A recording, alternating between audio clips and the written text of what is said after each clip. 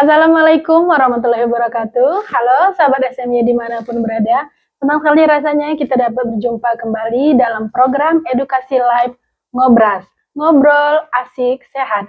Salah satu program yang memberikan sahabat banyak informasi dan tips-tips kesehatan langsung dari ahlinya. Bertepatan dengan Hari Jantung Sedunia atau World Heart Day yang jatuh pada tanggal 29 September 2024, tema Ngobras kali ini adalah mengangkat penyakit jantung koroner. Seperti kita ketahui bahwa penyakit jantung koroner adalah penyakit serius yang perlu kita waspadai karena tanpa penanganan yang tepat penyakit jantung koroner dapat menyebabkan masalah gagal jantung bahkan kematian. Apa itu penyakit jantung koroner? Hal-hal apa saja yang bisa memicu terjadinya penyakit jantung koroner? Apakah berbahaya penyakit jantung koroner atau penyakit jantung biasa? Untuk itu kita harus aware terhadap kesehatan kita agar kita terhindar dari penyakit jantung koroner. Bagaimana caranya? Nah, di studio hari ini telah hadir narasumber kita, dokter muda, dokter yang keren, dokter spesialis jantung, Dr. Muhammad Abdu, SPJP PH. Tapi sebelum mulai diskusi kita pada hari ini, saya ingatkan kembali untuk sahabat RSMY untuk subscribe YouTube PKRS RSMY dengan like, komen, dan share, serta jangan lupa nyalakan lonceng notifikasinya agar kita terus dapat memberikan informasi-informasi kesehatan yang akan selalu kita bagikan. Baik, kita mulai saja diskusi kita pada hari ini. Saya akan menyapa Dr. Abdu. Assalamualaikum, Dr. Abdu. Waalaikumsalam warahmatullahi wabarakatuh. Bagaimana kabarnya hari ini, Dok? Alhamdulillah baik. Alhamdulillah. Menjawab pertanyaan dari sahabat RSMY nih, Dok, sebenarnya penyakit jantung itu apa, Dok?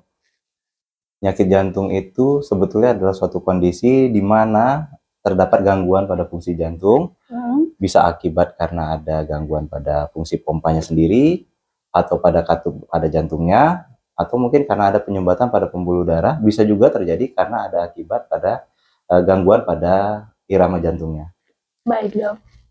Kalau untuk penyakit jantung koroner sendiri, Dok, itu sebenarnya apa, Dok? Penyakit jantung koroner sendiri ini adalah salah satu bagian dari penyakit jantung secara umum.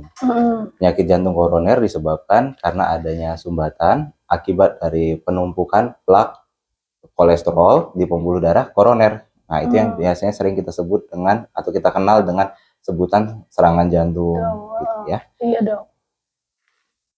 Kemudian penyakit jantung koroner dengan penyakit jantung biasa itu apa, Dok?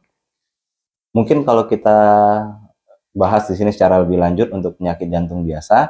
Penyakit jantung biasa itu mungkin adalah suatu penyakit jantung yang sifatnya sudah berjalan lama atau kronik dan sudah mendapatkan pengobatan sebelumnya sehingga saat ini kondisinya sudah jauh lebih stabil sehingga pasien itu sudah tidak merasakan gejala. Sementara untuk penyakit jantung koroner sendiri ini dia bisa sifatnya terjadi tiba-tiba atau akut atau yang sudah jalan kronik. Jadi kalau penyakit jantung biasa sebenarnya semua penyakit jantung ya ada fase biasanya.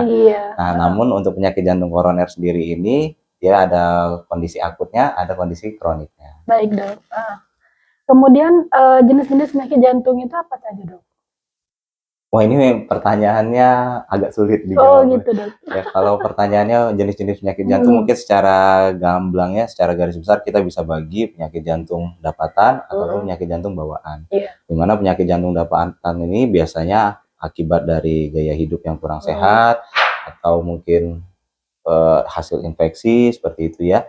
Namun penyakit jantung bawaan ini memang sudah didapatkan dari lahir. Nah, mungkin yang ingin ditekankan di sini adalah penyakit jantung yang dapatan ya. Penyakit jantung dapatan ini sendiri bisa macam-macam sifatnya. Dan biasanya itu berawal dari gaya hidup yang kurang baik, yang tidak sehat, sehingga menimbulkan suatu penyakit yang paling sering adalah penyakit jantung koroner, dan kemudian mengikuti komplikasi-komplikasi lainnya seperti gagal jantung. Itu adalah gangguan pada fungsi pompa jantungnya. Gagal jantung ini sendiri juga bisa menyebabkan gangguan pada katup jantungnya. Kemudian pada fase akhirnya juga bisa menimbulkan gangguan pada kelistrikan pada jantungnya sendiri. Iya. Baik, Dok. Kemudian faktor-faktor apa saja, Dok, yang bisa menyebabkan penyakit jantung koroner? Sama untuk faktor-faktor penyakit jantung koroner itu ada faktor intrinsik atau tergantung dari dalam dari pasien sendiri, seperti misalnya faktor keturunan. di mana orang tua sebelumnya diketahui menderita penyakit jantung koroner, maka anak dari penderita tersebut juga memiliki resiko, betul, memiliki resiko untuk terjadi penyakit jantung koroner. Dan yang kedua, yang ini kan kita tidak bisa apa ya namanya, atur-atur ya. Kita tidak bisa memilih orang tua kita mau yang bebas penyakit jantung atau tidak. Jadi ini di luar kendali kita. Nah, ada juga yang masih bisa kita kendalikan, yaitu faktor yang ekstrinsik, seperti kebiasaan merokok, ya. Bagi yang masih merokok, sebaiknya mulai dihentikan. Terus kemudian perilaku hidup yang kurang sehat, seperti kurangnya olahraga atau aktivitas fisik pada umumnya. Kemudian juga makan makanan yang kurang sehat, seperti makanan cepat saji atau makanan-makanan yang gampang apa namanya ya, proses food, gitu ya, yang cepat saji juga, ya junk food, betul. Baik dok, biasanya usia berapa dok orang yang sering terkena penyakit jantung koroner ini dok? Nah, pertanyaannya menarik ini. Untuk usia pada umumnya laki-laki itu pada usia sekitar 45 sampai 55. Sementara pada perempuan bisa lebih tua, 55, bahkan lebih seringnya di atas usia 65, tergantung dari usia saat menopause. Iya, baik dok. Gitu. Tapi itu tidak menutup kemungkinan juga pada pasien atau laki-laki ya, terutama ya yang usianya lebih muda, seperti di bawah 40 tahun, bahkan ada yang di bawah 30 tahun, masih muda sekali, itu juga sudah bisa terkena penyakit jantung koroner. Karena tadi itu banyak faktor risiko tadi ya dok.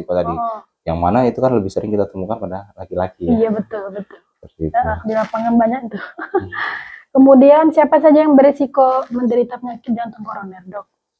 Kalau secara teori berarti siapa saja yang beresiko, maka semua orang itu memang berisiko.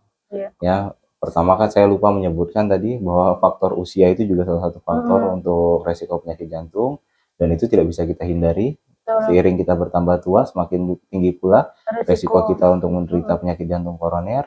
Ya, kemudian menjadi laki-laki seperti saya, tidak ada bantuan dari hormon, ya itu juga meningkatkan resiko. Kemudian nanti ditambah lagi dengan gaya hidup yang ini yang nggak bisa kita singkirkan ya. Tidak mau nggak mau harus saya ulang-ulang terus nih. Gaya hidup sehat itu ternyata sangat mempengaruhi sekali.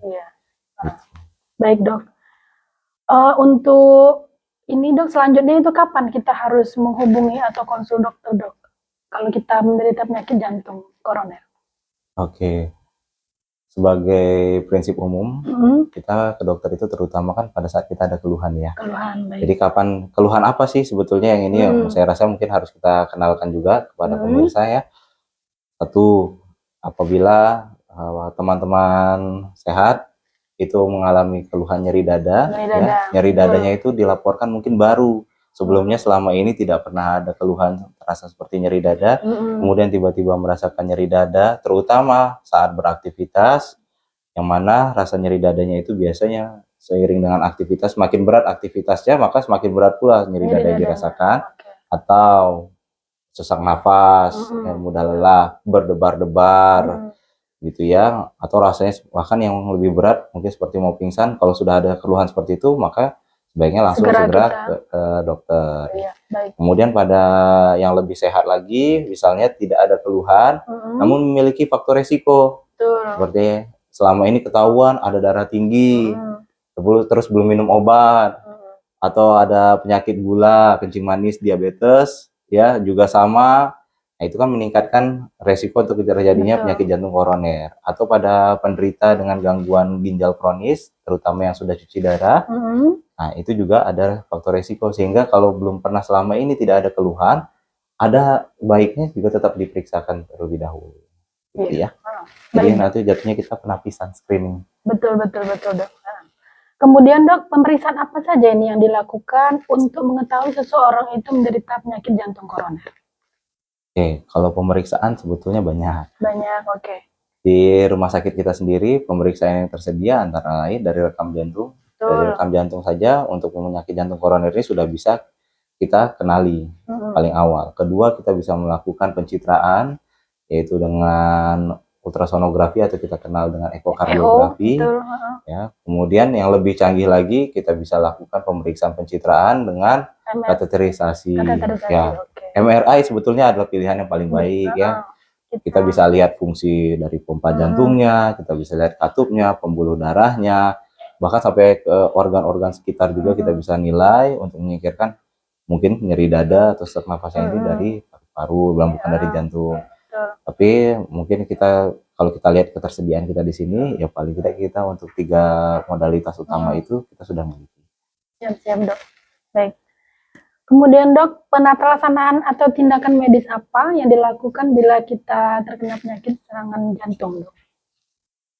Oke, mungkin untuk tata laksana awal ya, berarti kita akan bicarakan penata laksanaan yang non farmakologis. Karena obat-obatan jantung itu setahu saya mungkin agak sulit didapatkan di luar, apalagi tanpa resep. Ya mungkin kalau obat demam kita bisa beli tanpa resep. Iya, betul. Jadi apabila misalnya ada kenalan kita, tetangga, keluarga, atau handai taulan lainnya yang mengalami keluhan seperti yang sebelumnya sudah kita sampaikan, mungkin pertolongan pertama yang dapat kita lakukan adalah memanggil bantuan. Yang bukan kita istirahatkan ataupun kita lakukan pijit-pijit ya, lebih baik kita langsung panggilkan bantuan, atau kalau bisa dibantu untuk langsung diantarkan ke rumah sakit terdekat supaya nanti dilakukan pemeriksaan lanjutan atau paling tidak pemeriksaan pertama ya, supaya nanti bisa dikenali ini masalahnya adalah penyakit jantung atau bukan. Kalau ada penyakit jantung kan mungkin akan bisa dibantu untuk mendapatkan penata laksanaan pertolongan segera kan, Dok. Baik, Dok. Untuk komplikasi, Dok, biasanya apa yang terjadi kalau kita penyakit jantung koroner itu tidak bisa diatasi dengan baik, Dok? Baik. Komplikasi yang paling sering terjadi adalah gagal jantung. Ya, gagal jantung itu biasanya akan mengikuti penyakit jantung koroner, dan kadang pada saat awitan baru atau dalam kondisi akutnya pun tidak jarang pasien itu juga datang dengan kondisi gagal jantung. Gitu ya. Jadi kalau seandainya sudah tertangani dengan baik, obat-obatan sudah diberikan, ya itu harus terus dikonsumsi untuk mencegah komplikasi-komplikasi berikutnya. Karena kalau sudah terjadi komplikasi, terutama gagal jantung, itu sangat sulit sekali untuk kembali sampai ke kondisi seperti waktu masih sehat, seperti harus sebelum kontrol sakit. Iya. obat ya, Dok ya. Ya, itu paling pentingnya. Baik, Dok. Kemudian untuk tingkat kesembuhannya itu bagaimana, Dok? Apa bisa sembuh total atau gimana, Dok? Ini salah satu hal yang cukup menyedihkan dari penyakit jantung ya.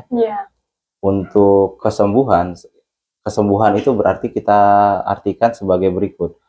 Pasien itu bebas dengan gejalanya. Jadi yang sebelumnya mengalami penyakit jantung koroner itu bisa kembali beraktivitas tanpa merasakan nyeri dada ataupun sesak napas. Ya, tapi kalau untuk sembuh sempurna seperti tidak pernah sakit lagi itu tidak bisa. Betul. Tidak ada kata sembuh sempurna. Misalnya seperti orang demam, demamnya hilang sudah bisa bebas obat. Itu nggak bisa. Yang bisanya adalah kita mencegah supaya jangan sampai terjadi serangan kedua, ketiga, dan seterusnya. Ya, baik, Dok.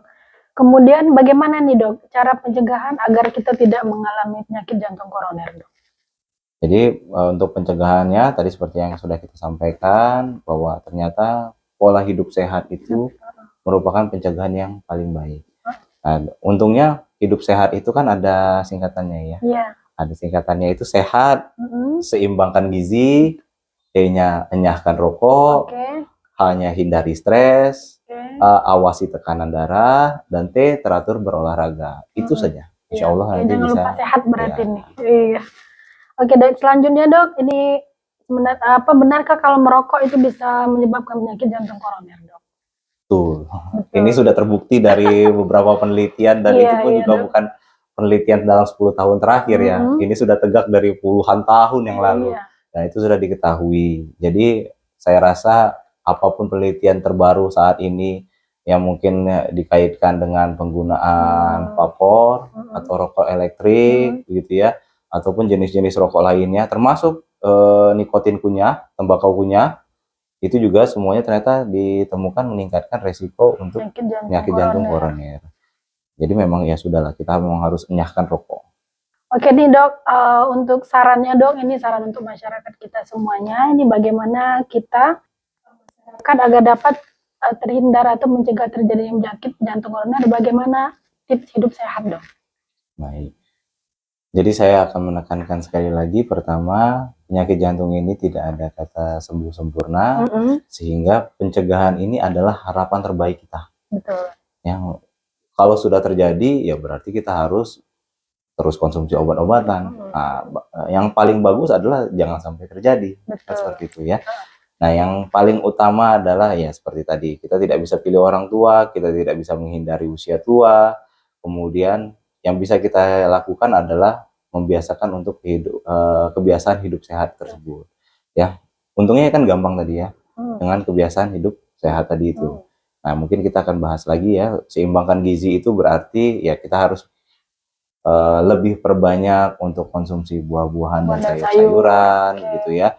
Jadi makannya tetap boleh 3 kali sehari, bukan berarti harus bisa makan yang seperti orang diet khusus secara khusus atau diet tertentu saja gitu, nggak harus.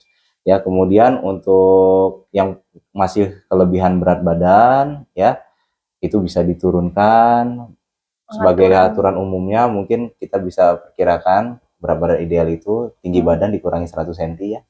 Untuk berat badan ideal. Untuk berat badan ideal, kira-kira kalau seandainya berat badan kita masih lebih di atas itu, berarti boleh itu kita turunkan sedikit.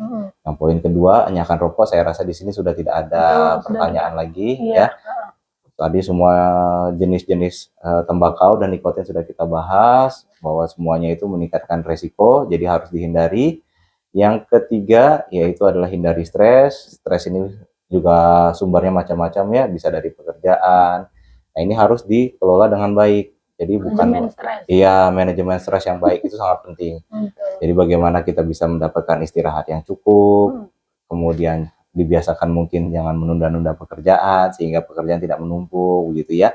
Yang keempat adalah awasi tekanan darah. Nah, ini sebetulnya kita bisa periksakan di mana saja, tidak harus di rumah sakit ya. Saya rasa saat ini banyak juga klinik-klinik, apotik ataupun puskesmas ya.